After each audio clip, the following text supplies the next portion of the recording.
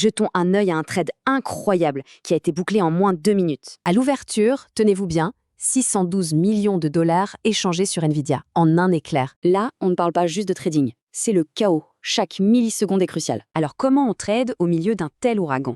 Eh bien, un trader y a vu une opportunité. Le contexte était hyper tendu. Tous les signaux, vraiment tous, annonçaient une sérieuse dégringolade. Le marché criait de vendre.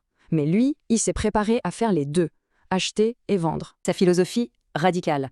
L'historique récent, c'est poubelle. Seule l'agitation juste avant l'ouverture compte. Le plan, ce n'est pas de deviner l'avenir, c'est de profiter du chaos des premières secondes. Et derrière tout ça, il y a un système avec un nom qui en dit long, la calculatrice. Le cœur de ce système, c'est la règle des tiers. Le but, viser des objectifs humbles, mais réalisables. Pour ce trade, le système a donc craché ses cibles de profit au centime près. Mais attendez, comment on gagne de l'argent avec quelques centimes? Ça paraît ridicule, non? La réponse, c'est le volume. Un volume énorme.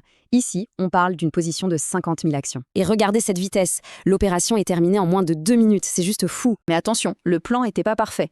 Le pari principal a marché, mais le petit a viré au rouge direct. Alors, que faire?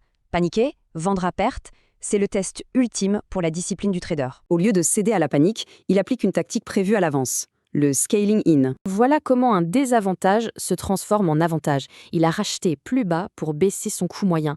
Malin, et bingo, la minute d'après, le nouvel objectif est touché pile poil.